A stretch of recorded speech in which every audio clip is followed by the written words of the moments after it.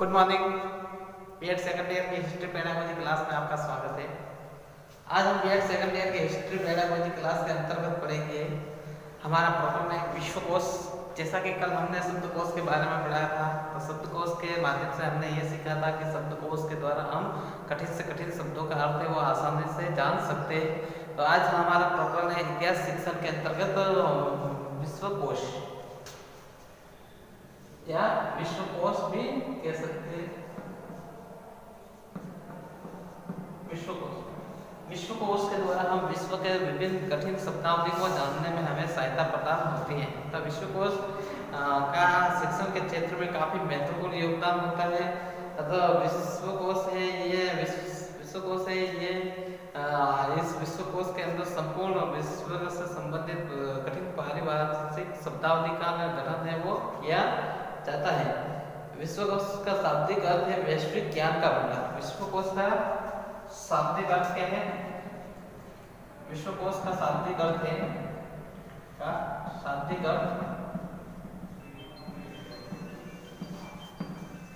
वैश्विक ज्ञान का भंडार। विश्वकोश का शाब्दिक अर्थ है वैश्विक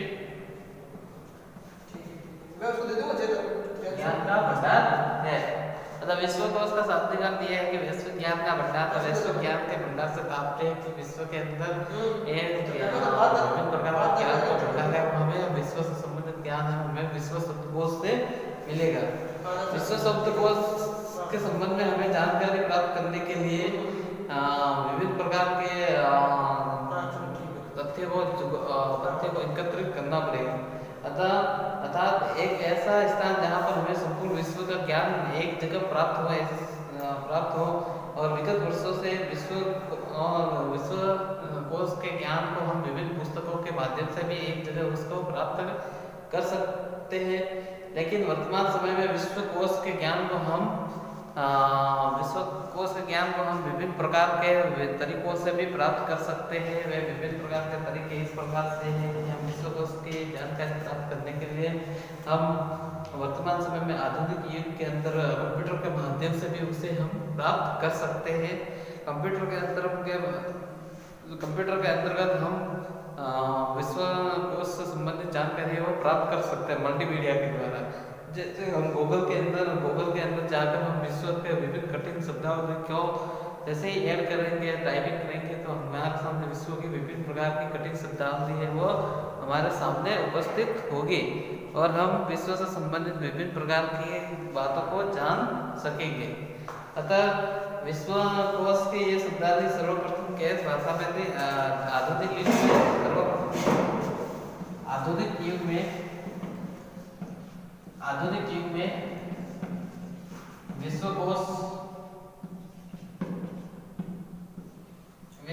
की प्रणाली सर्वप्रथम अंग्रेजी भाषा में उपलब्ध थी।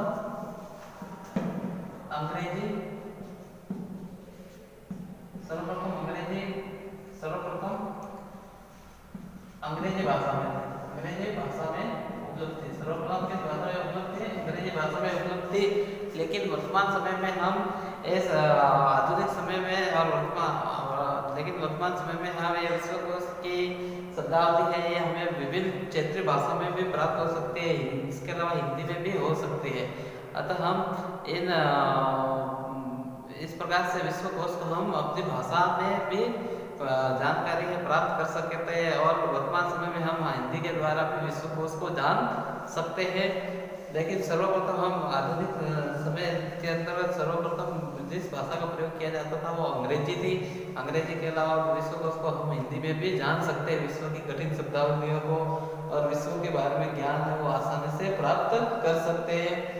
हिंदी भाषा के प्रयोग से विश्वकोश के बारे में संबंध में जानकारी प्राप्त करने में हमें काफ़ी महत्वपूर्ण सुविधा प्राप्त हुई है। ऐसी स्थिति में विश्वकोश का हमारे जीवन में काफ़ी महत्वपूर्ण योगदान है, जिससे हम विश्वकोश से कठिन शब्दों को जानकारी प्राप्त कर ले तो हमें विश्व की जानकारी हो जाएगी और हमें विश्व से संबंधित जानकारी में किसी भी प्रकार की समस्या है वो नहीं आएगी।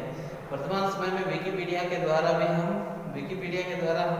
विभिन्न प्रकार के विश्व की जानकारी, विश्व को से संबंधित शब्दों की जानकारी प्राप्त कर सकते हैं। अतः इसके माध्यम से छात्रों के जो वैश्विक ज्ञान है उसको बढ़ाया जाता है। इस प्रकार से विश्वकोश का हमारे जीवन में काफी महत्वपूर्ण योगदान है। अतः विश्वकोश के द्वारा हम सरलता से विश्व के संबंध में आसानी से जानकारी है वो प्राप्त कर सकते हैं।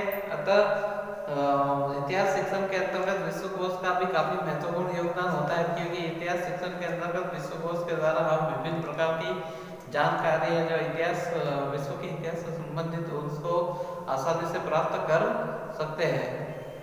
आज की क्लास में इतना ही। आपका बहुत बहुत धन्यवाद।